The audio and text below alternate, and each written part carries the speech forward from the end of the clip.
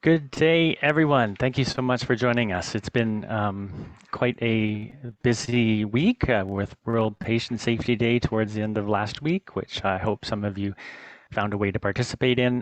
The election was on Monday, and I think a lot of you did participate in that.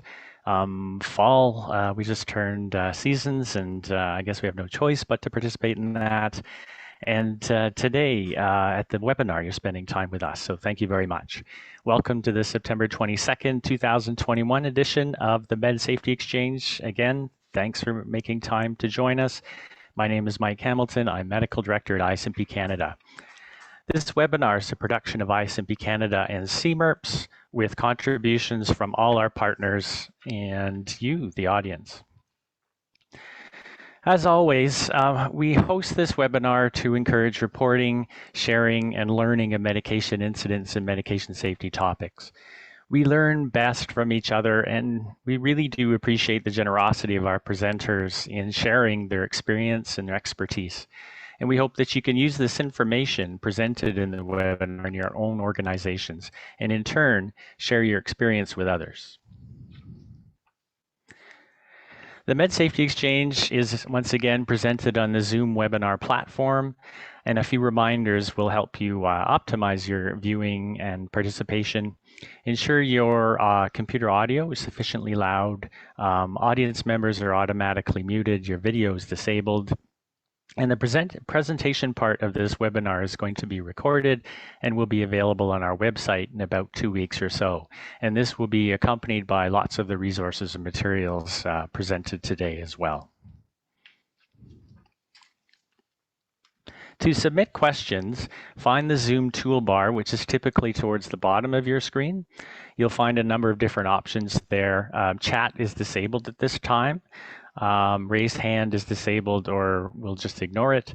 If you do wish to raise a point or bring up a question, please select the Q&A tool and a window will open up. Feel free to submit any questions or comments via that tool. You'll have the option to submit anonymously by clicking on that lower box. Your question or comment will go to the presenters, and the presenters will respond to as many submissions as they can via this panel. And responses will only appear once they are answered. And please email us at medsafetyexchange@ISMP Canada for any other questions that we can get to, and we'll try to answer them offline. For today's overview, we'll have the Goodman Pediatric Formulations Center present some of the excellent work they do to optimize the availability and safe use of medications for pediatric patients, followed by the Ontario Health sharing the 5 recently developed quality standards specific to medication safety. And then we'll hear from some of the excellent collaborative work to support last Friday's World Patient Safety Day, advancing safe maternal and newborn care. And our first presenter is Andrea Gilpin from the Goodman Pediatric Formulations Center. Andrea, please unmute and yourself, which I see you have, and please feel free to proceed and let me know when to change slides. All right, thank you. Well, good afternoon, everyone, and thanks to ISMP Canada for making us part of their Med Exchange webinar series. It really is a pleasure for us to be here today. I understand that the audience is mostly pharmacists and there is a mix, but I wanted to just let you know that I'm not a pharmacist, nor am I an MD. I've worked in this space for about 5 years. I have a PhD in molecular biology and I've worked in biotech and pharma for most of my career in adult medicine. So this has been a very interesting area of learning for me over these last 5 years. So the goal of this presentation is to raise awareness on a few things. That many pediatric medications are often delivered off-label, and I'll explain the reasons for that during my presentation. Commercial pediatric formulations often exist elsewhere, but are not marketed in Canada. And I know many of you will know this, but for those of you who may not be aware, what I mean by pediatric formulations is often like a cherry-flavored liquid, which is the most common form administered to children, but there are other forms as well. But when you're thinking about that, that's helpful to have that image in mind. And third but not least is that compounding is very common in pediatrics, much more so than in adult medicine. And although it's been done for decades and perhaps centuries, it does come with certain risks. Next slide, please. So children are not mini adults. They metabolize drugs differently than adults. They have different developmental stages, which may mean variable drug responses at the various stages. Efficacy and safety may not be known or studied because they're not on label. Sometimes it's anecdotal evidence that physicians and pharmacists do their best to prescribe certain formulations to children. The drug may not be optimal in an optimal concentration. So for a very small neonate, you may need a serial dilution to get the appropriate concentration, and the opposite happens where you have a teenager who might have to take 20 or 30 mLs. Drug excipients, alcohols and sugars, which might be perfectly acceptable in a certain percentage in adults, may not be acceptable in certain segments of the pediatric population. And in particular, sugars, when you're thinking about chronic use, can affect tooth decay. Dose administration may be difficult in children more so than in adults. Taste is really important for compliance and adherence. And often when you're compounding, the taste is generally either gritty or not ideal. And stability and bioavailability is often not known. Next slide, please. So the importance of on-label prescribing, it's important because it goes through a rigorous process with Health Canada. It has a certain manufacturing process that's extremely rigorous with periodic audits of the manufacturing sites. In the label, there'll be clinical studies, bioavailability has to be done. There are databases that will record adverse events reporting, pharmaceutical, as I mentioned, the pharmaceutical manufacturing practices, and often there's better adherence because the taste is much better. What I can say also on this is a challenge of having off-label prescribing, particularly in pediatrics, is that often the prescriber, the physician, is writing a script. They may not know whether it's actually compounded at the pharmacy or not. So there's no feedback loop. So when the patient comes back and the pharmaceutical agent was not effective, often the prescribing professional will say, well, we'll try a second line agent or a third line agent. So there's no feedback mechanism that is regular in many organizations. There are in some, but not all. Next slide, please. So what does this mean, the lack of pediatric formulations in Canada? Well, we feel it means that, children are second-class citizens. We in Canada do not have many of the approved commercial child-friendly formulations that exist in other countries. And in a recent study, almost 80% of all new active substances were only approved in adults, even if use in pediatrics is anticipated. And there's just not enough commercial interest to market these formulations in Canada. So unless industry is forced to submit because there's pediatric use anticipated, they'll keep their files simple and just submit the adult indication. Next slide, please. So these formulations do not exist in Canada. And as I said, they do often exist elsewhere. It's because we have a small market size and most of our kids are healthy, which is really good as a Canadian. Our regulatory reimbursement path, the one that exists, is often case by case and not exactly clear. And sometimes it's just perceived to be unclear. So if a manufacturer will say, well, I'd rather not submit the pediatric indication unless I have to. Then once you do a Health Canada approval, then we have to go through reimbursement. And reimbursement here in Canada, you have to go through health technology assessment, and those organizations decide whether there's enough value for money. Is it a Me Too drug, or is it truly new and worthwhile paying for this product? And then to get publicly reimbursed across the 10 provinces, the 3 territories, and the federal government, each province, each territory, and the federal government have their own decision and listing criteria. So it's very complex. There's no incentive for investment to commercialize pediatric formulations in Canada like there are in other jurisdictions. And right now, a lot of the drugs that we're compounding are off patent, so there's no intellectual property on these medications. So my organization, and we are housed in the St. Justin University Hospital Center in Montreal, we are advocating in these areas to make changes. And given that we're a nonprofit, we do not have any commercial interest here. Next slide, please. So when we don't have the commercial formulation, what happens? Well, we have to resort to compounding. And as I understand, most of the audience are pharmacists. Compounding is when you take the adult form. So it'll be a tablet that you have to cut in 2 or 4, maybe crush it and put in applesauce or maternal milk. Does the acidity of the applesauce affect the efficacy? Some of this we just don't know. So it results in compounding the medication at the pharmacy or even at the patient's home. And it's the only way off-label that we can adapt this adult form to make it for use in children. And I have to say that the pharmacists and those who compound, those professionals who compound, do the best they can. They follow regulations and guidelines, absolutely. But when you're comparing to the rigor of a commercial formulation, it's a lot more challenging. So as many as 75% of all pediatric prescriptions fall outside of regulatory approval in Canada. Next slide, please. So what are the safety issues with compounding? Now, most of the time compounding is fine, but there are certain concerns and issues with some compounding. So modification of the adult form is often needed, and that requires a human to manipulate it, whether it's a parent, a caregiver, or the pharmacist. So there's risk there. Physicians are often unaware that the compounded medication has been used. So if there's a side effect or it doesn't work, as I mentioned earlier, there's no feedback mechanism. Adverse events are not reported because it's off-label. So there's nowhere to report to. And this is, I would say, a considerable consequence. And safety and bioavailability are often not studied. And this graphic here on the right, it just says that you can prepare the formulation on the wards or in a pharmacy or in a special units pharmacy if it's a highly, let's say, toxic medication.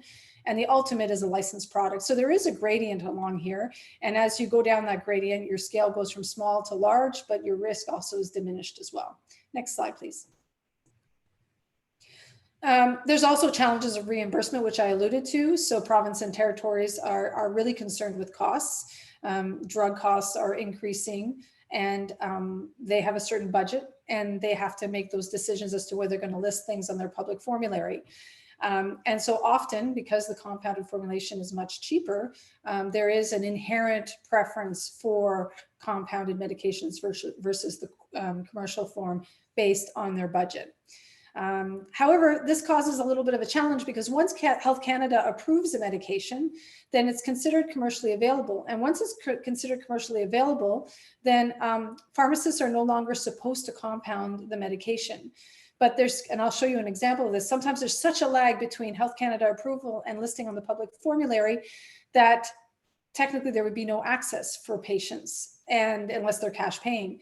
Now, of course, this doesn't happen because pharmacists will try to find a way to provide this for their patients. And this could be making a new recipe, so finding a new way to compound it, or using a different concentration. And in so doing, they adhere to their professional order, but at the same time, they respect Health Canada's policies. There could be a long delay between Health Canada, and I'll show you an example of that. And so the challenges of reimbursement are not only significant for the patient, but they're also significant for the professionals who have to treat that patient. Next slide, please. So one of the things that we did as a nonprofit is we decided to try to decide what would be the priority list, because we understand that compounding is very important. It's an important tool in the toolbox, but there's some of them that we should be having the commercial formulation for a variety of reasons. For example, a narrow therapeutic window or cytotoxicity in the compounding, in the compound that is dangerous for people to compound or difficult for patients to find a pharmacy that compound. So we identified this list. I won't go through this slide in any detail. The green arrows basically indicate that all those medicines that we use commonly in Canada are available in the United States and in certain countries in Europe as a pediatric formulation. Yet here in Canada, we are compounding these medications. Next slide, please. So what is the Goodman Pediatric Formulation Center doing to try to solve this complex problem? On the one hand, we're doing regulatory reform. We're working with Health Canada and all pediatric stakeholders. And if you know people who are passionate about this subject, I would welcome them to contact me, because we're always looking to engage with more stakeholders. And one of the things we're trying to do, like in the United States and at the EMA in Europe, is to require a pediatric submission for an indication if use in pediatrics is anticipated. So that's that first column of regulatory reform.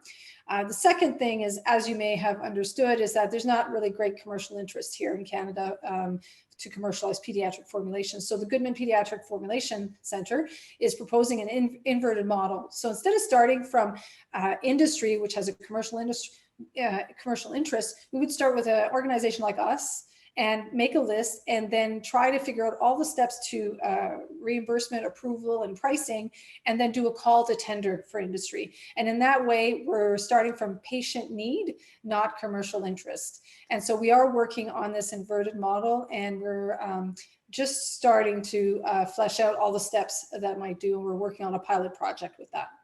Third, but not last, is the standardization of compounding. We understand compounding is important. It's necessary. Where possible, can we standardize the compounding? Because right now, it's not standardized. The concentration is not standardized. We see errors when a compound is made in a hospital pharmacy, and let's say at 1 mg per mil, but then the community pharmacy uses a 2 mg per mil concentration. So we think not only in terms of ingredients, but also in terms of the concentrations, it would be excellent to standardize at least the most used medications in a compound that are compounded. Next slide, please. So I'll go through the next two examples really quickly because I know I only have 15 minutes. So amlodipine is an example where we identified the need in 2016. We partnered with industry in 2016 to try to submit the pediatric formulation, which did not exist in Canada. You'll see it was approved by Health Canada in January of 2019. It was launched by the company in October of 2019, and as of today, it's still not listed on the provincial formularies for public reimbursement. Next slide, please. A similar story with levetiracetam, which is an anti-epileptic agent. We identified the need in 2016. It was approved in July 2019. It was launched by the company in November of 2019. And as of today, it's still not provincially listed on the formulary. So again, showing there can be significant delay between Health Canada and actually public access for patients. Next slide, please. I have two examples that will show you some safety examples. One is with tacrolimus. Tacrolimus is an immunosuppressor that is used in transplantation. And so here we had, and this was at our hospital, where we had an 8-month-old liver transplant recipient admitted for severe hepatic failure secondary to acute rejection. When tested, and tacrolimus has a very narrow therapeutic range. It requires therapeutic drug management at regular intervals. So this is an example of a challenge with a very narrow therapeutic range medication, not to mention this is already a very vulnerable population because we're talking about transplantation. So the tacrolimus levels were found very low. And during hospitalization, they were able to return the medication to clinical relevant, clinically productive levels. And actually the medical team thought about maybe it was parental neglect, and it was just somebody that actually founded the center that said, let's look at what's in the bottle. How was it compounded? Because this is a compounded medication. Next slide, please. So what happened is that instead of using the 5 milligram tablet as a base for compounding, a 0.5 milligram tablet was used. And so effectively the concentration in the bottle was only 1/10 of what was expected. Next slide, please. So this is just, if you could click 2 more times, please. Oh, 1 more time, that's fine. And so this shows the recipes that typically the hospital pharmacist will use. This is just ours. As I said, everybody will have their own. And you can see that instead of using the 0.5, the 5 milligram was used. All right, next slide, please.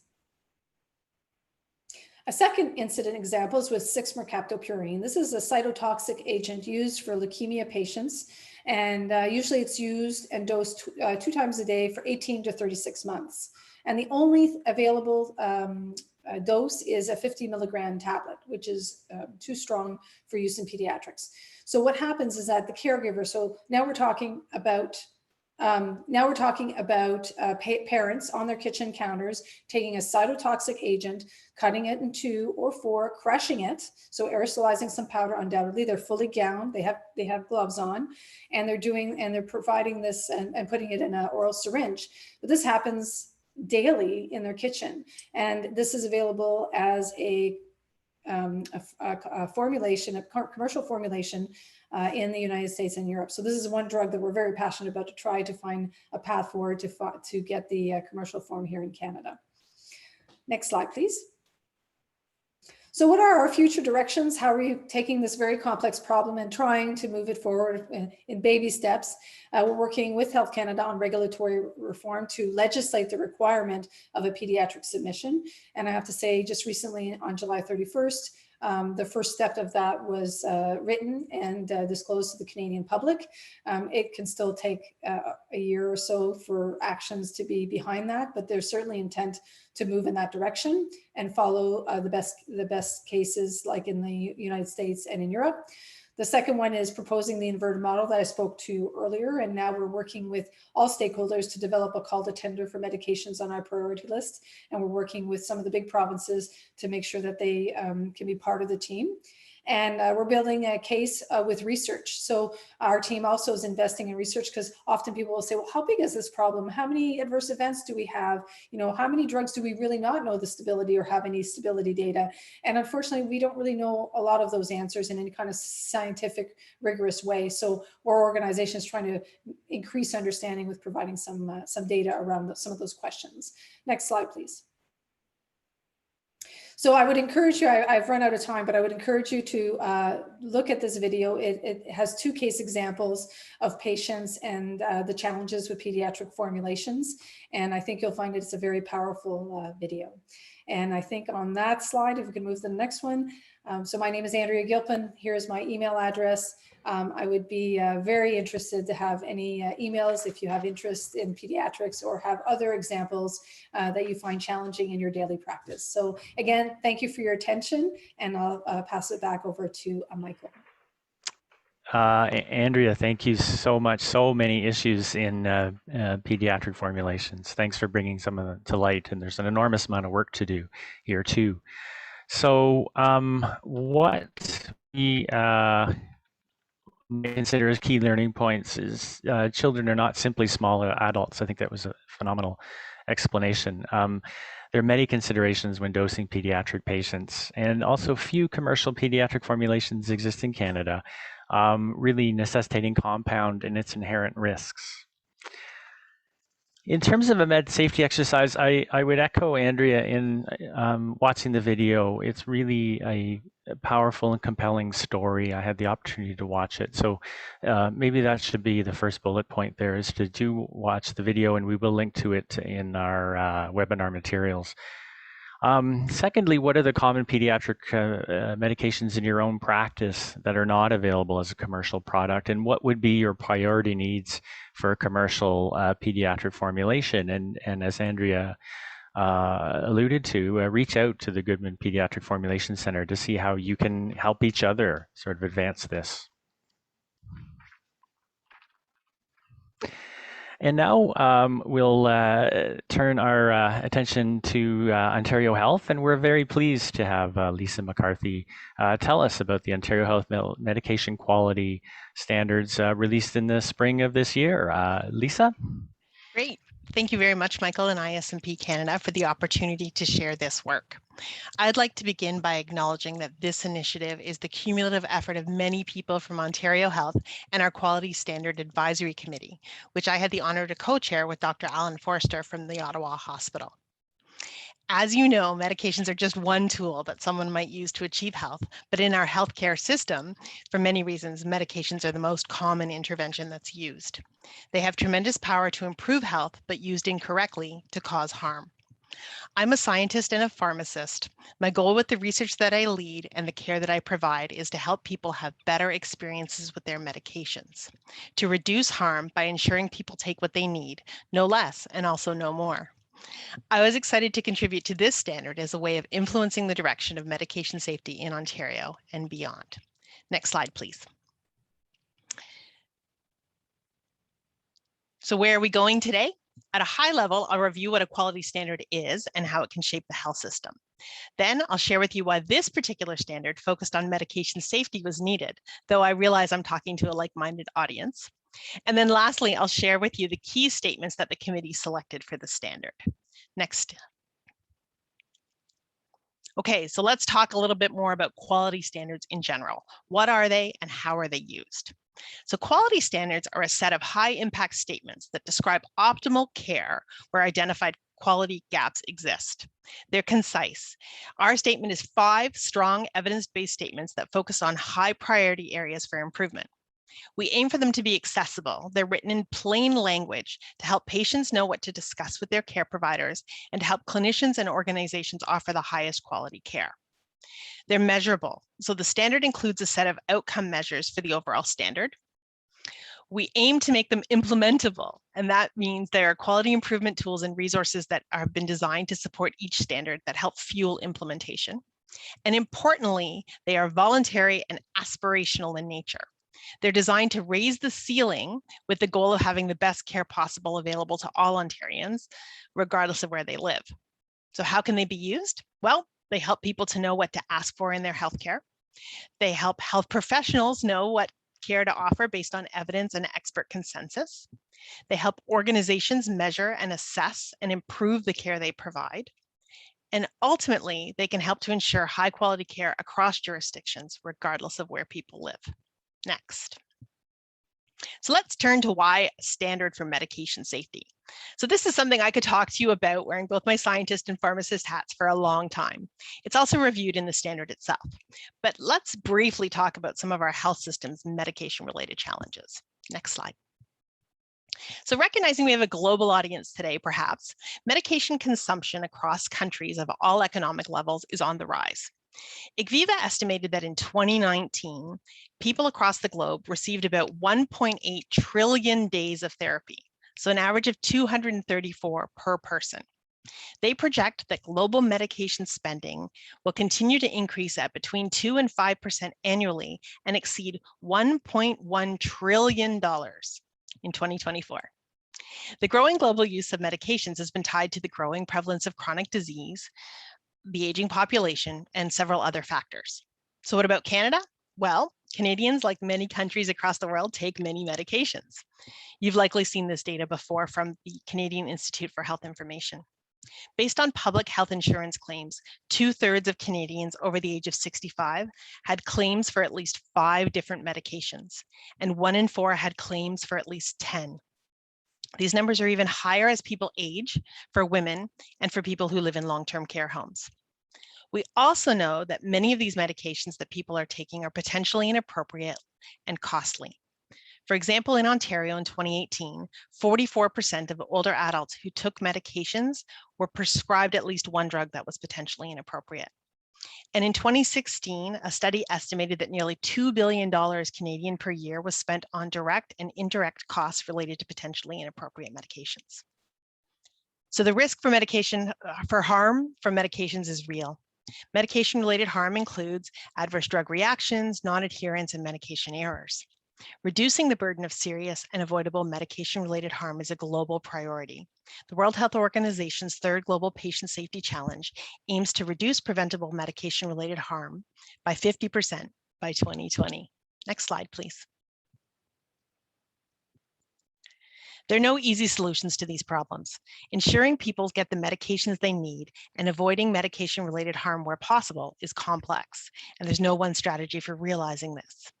Many have touted medication reviews as an opportunity for identifying and hopefully addressing some people's changing needs over time. I'll talk more about medication reviews in a moment. But this survey data from 2019 showed that 3 in 10 Ontarians did not recall having a primary care provider review their medications with them in the past year. This data was collected prior to COVID. The impact of that would be interesting. Next slide. And further, we know that times of transitions between care settings and care providers can be vulnerable moments where vital information, like the reason a medication was stopped or started, needs to be shared. And yet less than 10% of people recalled having a medication review within 10 days of being discharged home from hospital. We have work to do. Next slide, please. As I mentioned, unraveling the threads that lead to medication-related harm is a complex undertaking. And part of why I was excited to be involved in creating this quality standard was the chance to apply evidence and experience from best practices to guide some blue sky thinking about potential ways to untangle this particular ball of yarn. Next slide. So why a quality standard? Well, quality standards provide the blueprint to enable the healthcare system to work better, facilitate smooth transitions, and ensure patients receive the same high quality care regardless of where they live. Let's get to the standard now. Next slide, please. One of our first tasks with the Quality Standard Advisory Committee was to determine the scope of the standard, so who it applies to and who it might not. We decided that we were going broad.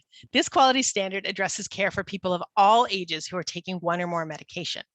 It focuses on care in all settings relevant to medication safety. So it includes primary health care, specialist care, long-term care, home and community care. We went big. Although the quality standard addresses care for people of all ages who are taking medications, we acknowledge that there may be additional safety considerations for certain groups, like infants and children or older adults with frailty, that are not addressed in the standard. Also, this quality standard is intended to complement other standards with medication-related content, including those that are listed on the slide. Next slide, please. Going further into the standard itself, you'll see it focuses on the 5 topic areas which are listed on the slide. I'm next going to show you each statement to give you a fuller picture of the vision. Next. Okay, quality statement 1. So we begin with the core of best practice in medication decision-making. Every time a decision needs to be made about medications, whether starting, stopping, or changing doses or medications, people should have the opportunity to choose how they are involved in making informed decisions about their medications. Next slide. Statement 2 focuses more on the health system and sets aspirational goals for the role of technology, both to support information sharing and clinical decision-making. It encourages embracing of e-prescribing systems where prescribers and pharmacists can communicate with each other, and it encourages application of clinical decision support systems to inform good prescribing decisions. Next slide. Statement 3 calls for the golden ticket that many people discuss and that many fine people on this webinar I know have spent their careers trying to create. An accurate and up-to-date medication list for every Canadian that both people and their healthcare providers can access. Wouldn't that be awesome? Next slide. Statement 4 talks about structured medication reviews. So those are conversations where people and their healthcare providers take a critical look at the medication someone takes to ensure they're having their intended effect, that they're safe, affordable, and they're being used as intended. Medications that are needed are identified, and those that are now risky or no longer providing benefit are stopped. Next slide. And last but not least, the statement emphasizes the importance of everyone partnering to recognize, report, and learn from medication-related patient safety incidents. I know I'm speaking to something near and dear to most people's heart on this call. There are many existing systems in Canada to support this, including ISMP Canada's CMERPS, or the Canadian Medication Incident Reporting and Prevention System. We can't learn from what we don't know about. This statement calls for continued efforts toward a patient safety culture that is person-centered, just, and trusting. Next slide. Okay, so the purpose of today's talk was to pique your interest. If you're curious to learn more or see how this can apply to your organization, please visit the Ontario Health website. There you can view the standard itself so you can understand much more about each statement. You'll also find accompanying tools and resources, including a patient guide, a getting started guide, and a measurement guide that outlines the outcome measures. I hope you'll view them with interest. Bear in mind their intent. Quality standards provide the blueprint to enable our healthcare system to work better, facilitate smooth transitions, and ensure that patients receive the same high-quality care regardless of where they live. Next slide. As I close, I want to share with you this quote from Jim Prescott. So Jim is one of our lived experience advisors on the QSAC. The experience he describes is one to which many of us, I think, can relate, perhaps both personally and professionally. It's the transformation that can occur following a major health event. From someone who considers themselves healthy, using minimal or no medications daily, into someone who manages a lot of medication as part of their new daily reality. What stays with me is Jim's goal for the standard.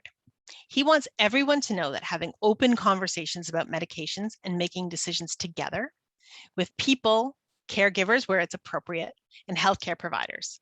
That's what we should strive for. Next. Thanks for your time today. I hope everyone will visit the website and then consider which piece of this vision you can help to realize within your own sphere of influence. Thanks again. Thank you, Lisa, and I particularly sort of like your allusion to this is what good care looks like. So it's really thank you for presenting these standards. And I know that we at ISMP Canada have looked at them in review of our own work to make sure we're well aligned with it. Awesome.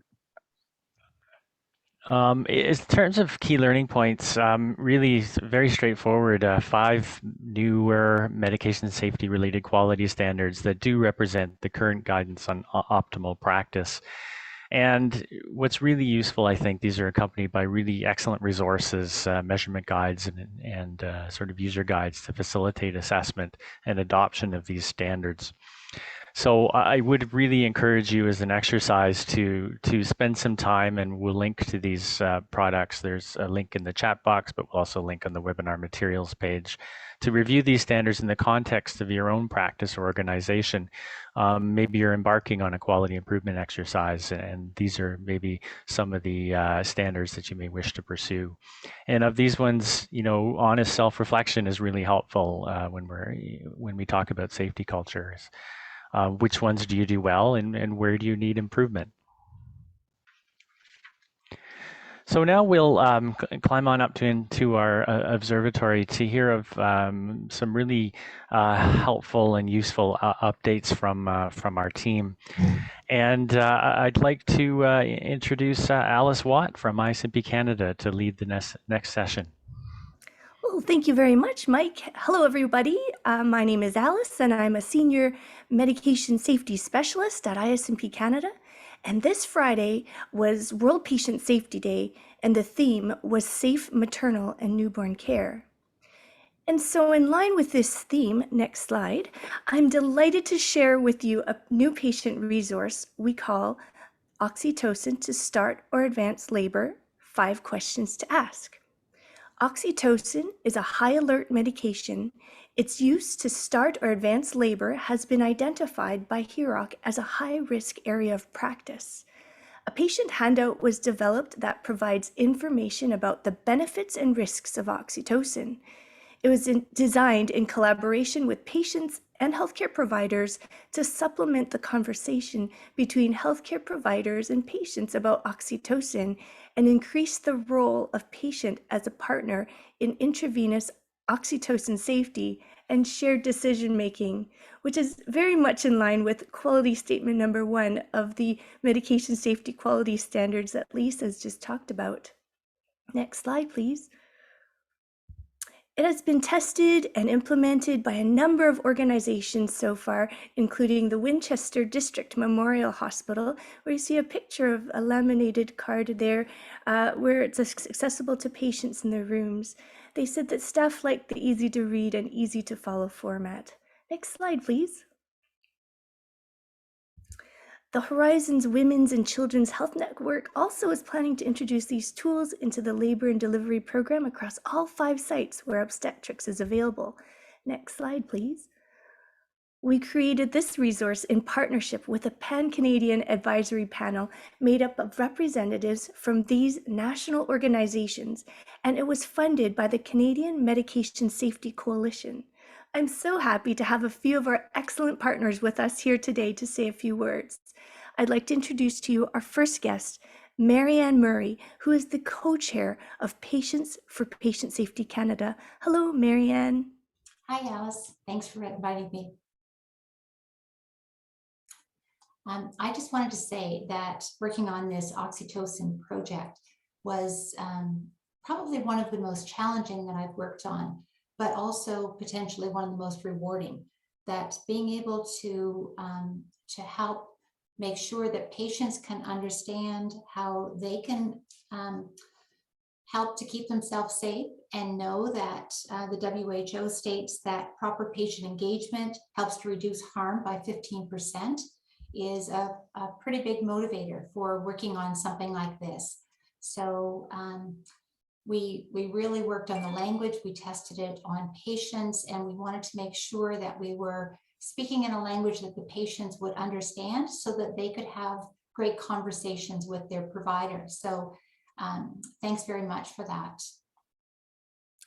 Thank you so much, Marianne, for guiding us through this initiative and also reminding me that patients do want that dialogue, not a monologue, and patients want a voice and a choice. So thank you again very much.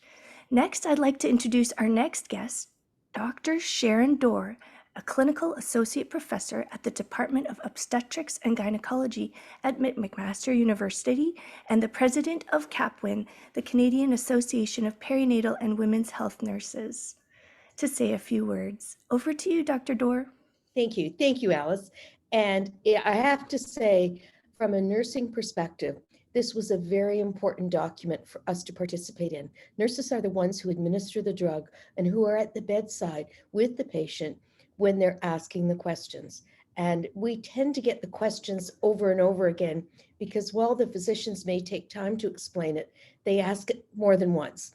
And so knowing that this document is available to trigger those questions and those answers is extremely important to us. And I will tell you, today I am also at the Maternal and Newborn Death Review Committee, or the Ontario Coroners Committee, and we review cases of maternal newborn deaths. And there are 2 cases today that relate to oxytocin usage.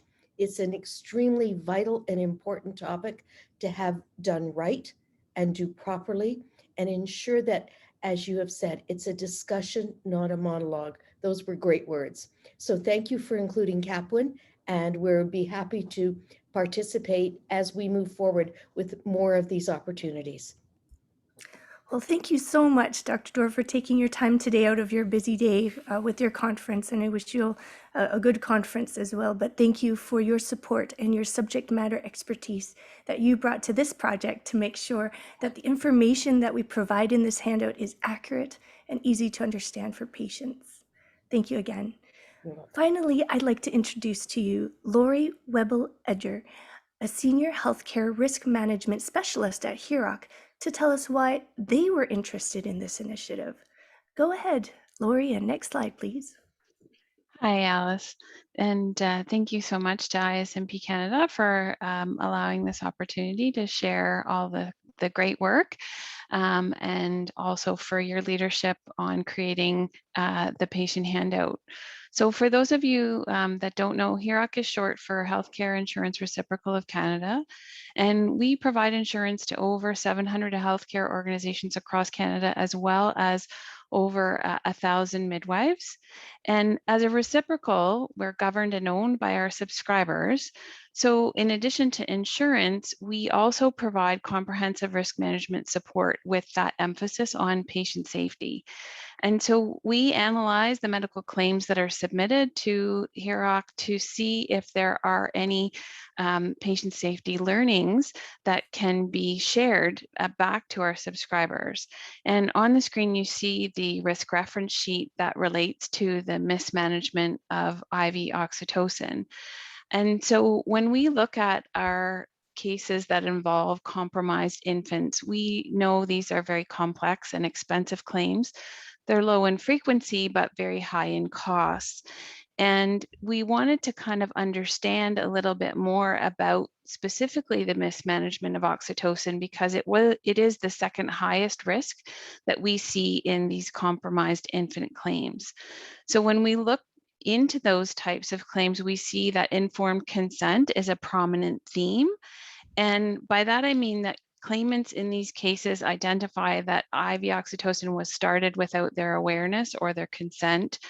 Maybe they identify that they didn't understand the risks to themselves or their fetus, and that the most responsible provider was not part of the conversation when the medication was started. And also that although they may have had a discussion about IV oxytocin early on in their labor or in their pregnancy, when it came time to labor, their perspective had changed. So really demonstrating the need for that continued conversation. So it was really a great opportunity for HEROC to be part of this initiative, because this resource really does address that informed consent conversation giving the patient the tools to have that collaborative conversation with the provider and really being able to see very clearly the risks and benefits that are associated with IV oxytocin use. So if you're not familiar with the risk reference sheet and you're interested in having a bit more conversation in your organization about IV oxytocin, I would encourage you to access this tool from our website, because it really can help you to initiate some of those conversations with your practice groups or within your organization. Well, thank you very much, Lori. Next slide. We look forward to participating with you at the HIROC conference on October 20th. And so perhaps some of you are thinking, how can you get involved? Next slide, please. We'd absolutely love for those of you tuning in today to help us raise awareness about oxytocin safety by sharing this resource with your organizations, friends, and family. And if you are interested in implementing it, we do have an implementation guide on our website. And if you have any questions, please do reach out. And now I'd like to pass it back over to you, Mike. Thank you. Thank you so much, Alice, and your entire team of presenters. And it's but a small sample of the people involved in the development of these resources. So thank you so much again. So I do, again, want to thank everyone for the terrific learning shared today. And all of these presentations were about the needs of patients, really. And it's a real demonstration that patient and medication safety extends in many directions. It extends in all directions, from the development of formulations in ways that pediatric patients can take the medicine, to the development of standards and sort of guidance on what we should be doing in practice, all the way to education tools, and all the way to insurers that sort of look at risks and try and manage them. So again, a really great session today. Thank you to all the presenters. And we'd also really like to thank you, the audience, for learning along with us. Again, please do let us know what you think about us, think about the webinar. How could we make it better, or what other things would you like to see? And please also let us know if you'd like to be part of an upcoming episode. You can see how great the presenters are here, and we'd love to count you among them. We're very fortunate to have such terrific people willing to give of their time and their expertise and their experience. So please email us about the safety initiatives you would like to share. And again, we do learn best, I think, from our colleagues, so please help contribute. Again, you'll notice the poll there to help evaluate the session, and the link to the recording of the webinar, along with all these materials and links to all the materials, will be available on the Med Safety Exchange website in the next few weeks, along with links to the websites and materials, and the PDF of the slides will be available upon request to the email address on the slides.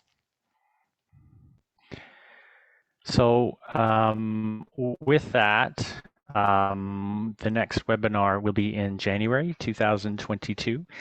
Please do stay connected with us so when we can let you know when the date is finalized. And at 12:54, please enjoy the rest of your day, and thank you again so much for spending time with us.